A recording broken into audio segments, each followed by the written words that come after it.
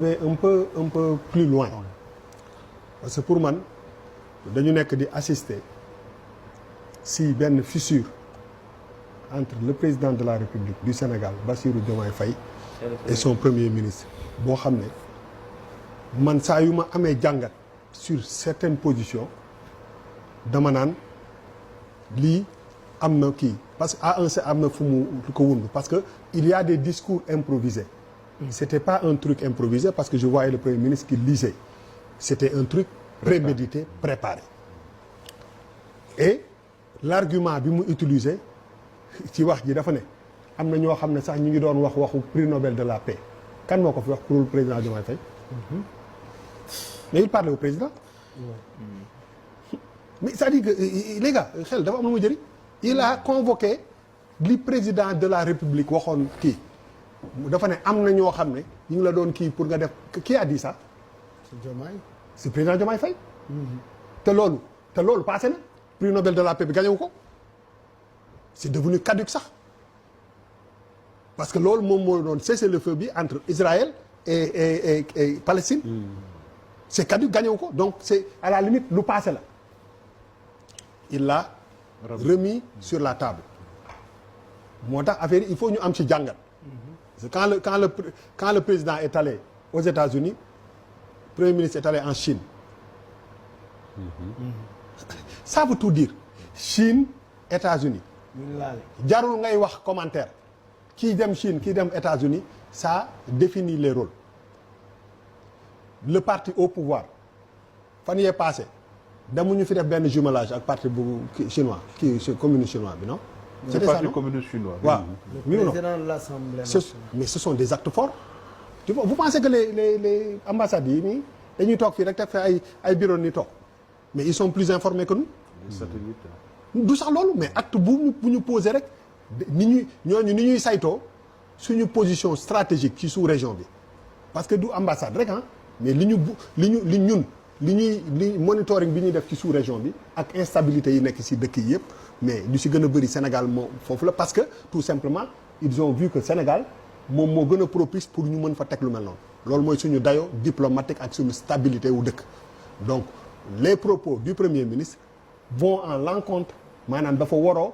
ak li nga xam ni moom le président waxoon te bi mu koy wax dafa convoqué ne ñi la doon waxu prix Nobel de la paix Diomaye la président Diomaye la du keneen c'est-à-dire que il faut ñu am ci jàngat boo xam ne c'est-à-dire que aujourd'hui ils sont dans la politique et daf ko wax ci kanamu nit bu jóge bitim réew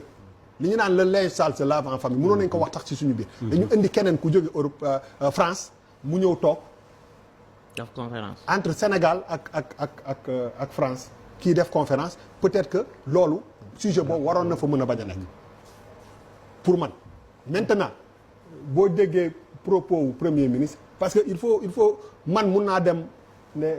États-Unis toog wala malal toog ne président bi du ma wax moo boobu dafa ñaaw waxoo dëgg ni ñu koy waxee au vrai sens du da ngay f noonu nga wax ko te dara la ci fekk boo ko defee fii dañ lay tëj donc cette liberté de critiquer le président pour un Américain wala une personne lambda muy man ñun ñëpp kii mais c'est-à-dire que boo xoolee chronologie wu ce que le Premier ministre a dit il n'a pas insulté il n'a pas critiqué seulement Trump il a attaqué les États-Unis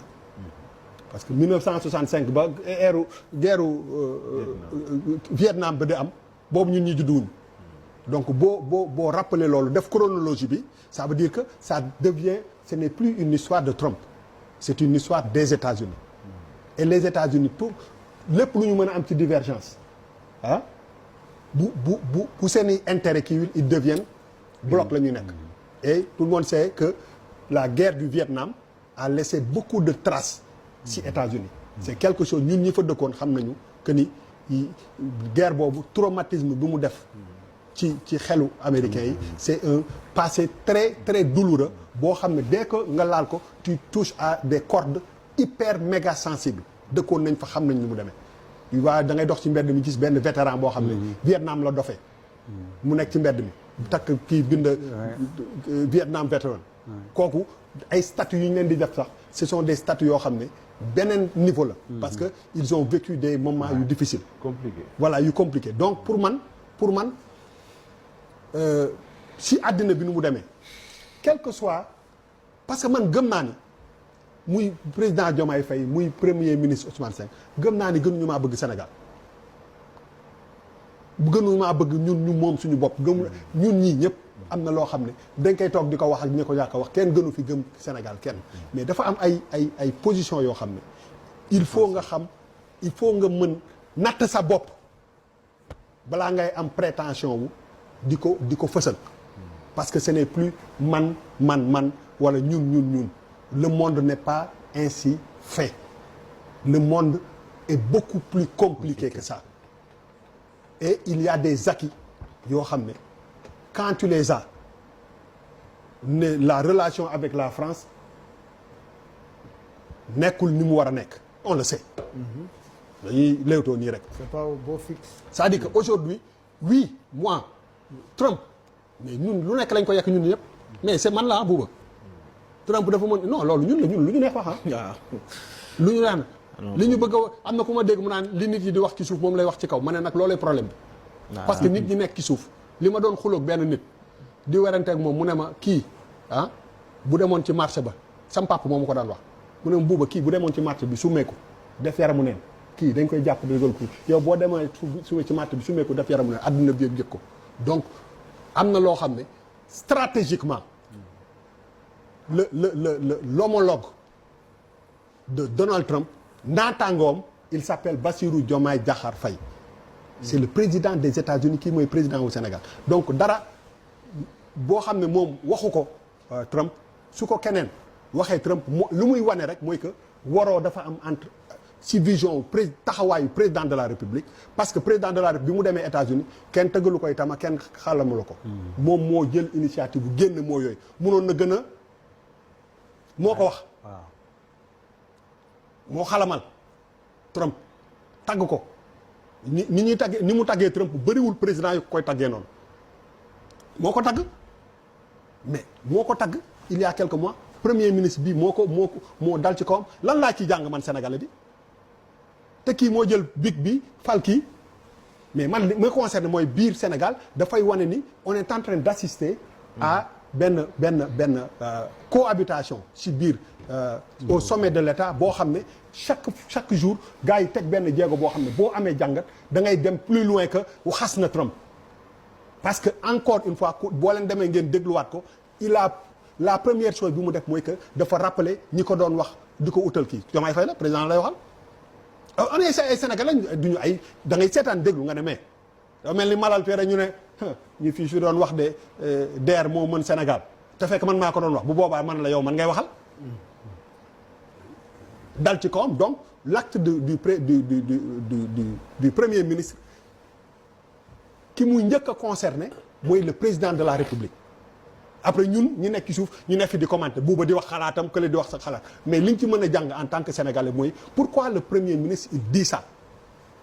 en sachant que le président avait dit le contraire et en ramenant aussi anecdote mënoon na wax tey jii nii ci guerre Iran bi rek yem ci il est revenu sur le prix Nobel de la paix donc ça veut dire que aujourd'hui yoon bi président bi jël ak président ak li Malal di wax ak bi premier ministre le premier ministre il n'a rien à perdre dans cette histoire là. si. non quand je dis il n'a rien à perdre parce que doxalin dañu waroo et il a choisi le côté radical loolu la parce que tey jii nii saa yi premier ministre moom laa leen wax borom kër gi mooy président de la République ak taawu kër gi loolu la bu taaw bi jaaree nii paa bi jaar na le mais njaboot gi du ñu ree bu góor gi Limaan Ndour temps ba muy dund jaaree nii Youssou jaar ne man buuba dinaa tiitam ils exposent la famille même. moom laay dañuy exposer famille bi et on parle des États-Unis c'est-à-dire que gars yi la première puissance mondiale. du sax affaire puissance mondiale tu sais moom laa la ñun ñëpp a gëm suñu bopp ñun ñëpp a def lii mais quand c'est pas nécessaire se taire. mais bon. xam nga yow mais non xaaral rek kenn posé wu la question ci guerre entre Iran ak Irak Et puis c'est ak kii pas ak le thème. États-Unis ak Israël Mais- xaaral rek saa yi ma eggali tey jii nii xoola kenn posé wu la ko question thème bi mën na bañ a nekk loolu ça ne concerne pas tu reçois un activiste wala un écrivain français mais parle de la relation entre la France et le truc mais boo ci yokkee benn affaire parce que doo xam buum bi fi parce que c'est moom laay wax ni restitution de toutes ces informations qui viennent du Sénégal moom laay wax ni ku ko wékk ci Trump rek que premier ministre attaqué na kii c'est toute l'histoire militaire des États-Unis moom le premier ministre ci teg ci kaw table bi mooy que de George Bush à Obama à keneen ak keneen ku nekk rek laal nga ci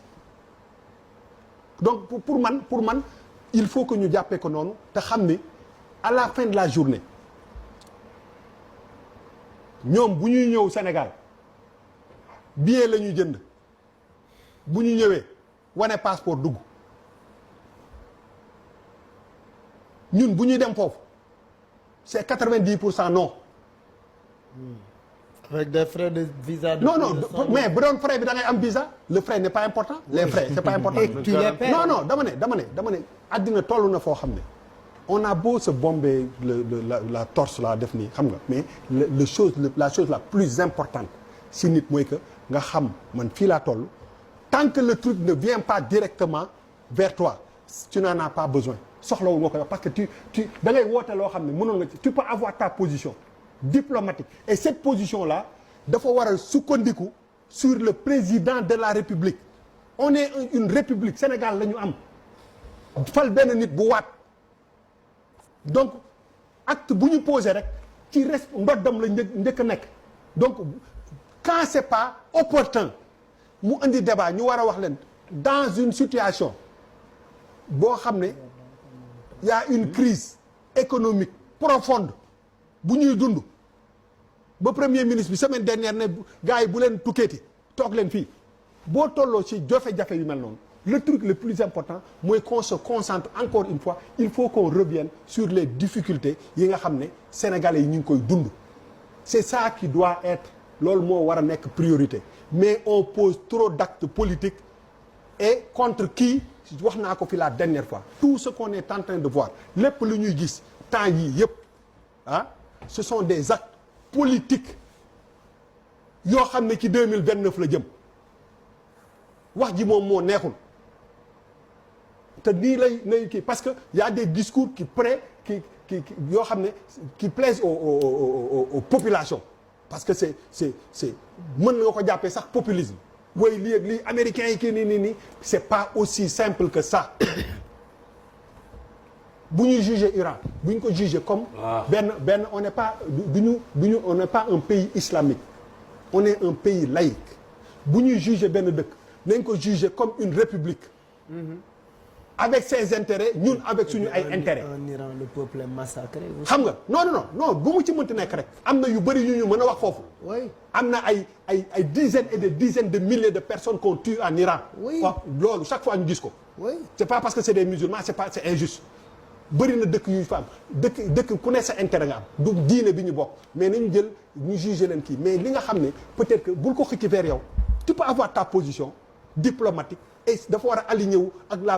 la position du président de la République moom mooy incarner suñu diplomatie donc loolu bu waroo ñun population bi dañu naan mais qu'est-ce qui se passe parce que suñu rôle du naan ay kii lu mu wax dëgg la ñun dépassé nañ loolu parce que ñun mën nañu wax commenter Trump neexuma lu ñu neex wax bokkul ak ay état yi amuñu xarit ay intérêt la ñu am te ay intérêt lépp loo xam ne daf koy fragiliser wala day yee loo xam ne ça ne te concerne pas directement tu n'as pas besoin de réveiller des choses yoo xam ne après les répercussions waxumaay ku wax naan ay dañuy sànni ay kii loolu moom tu ne comprends pas mais dafa am loo xam ne peut-être que c'est pas nécessaire parce que à la fin de la journée les Américains restent des Américains c'est pas parce que Trump day def nii bi mu dafa falu wàcc ñëwaat ñu joxaat ko réew mi donc la majeure partie des Américains moom la ñu wóolu moo tax mu gagné largement d'ailleurs donc bu ñu fàtte loolu seen intérêt la ñu xam mais lu ñëwul vers yow bul ko xëcc di ko indi ba muy indi ay coow yoo xam ne jaru ko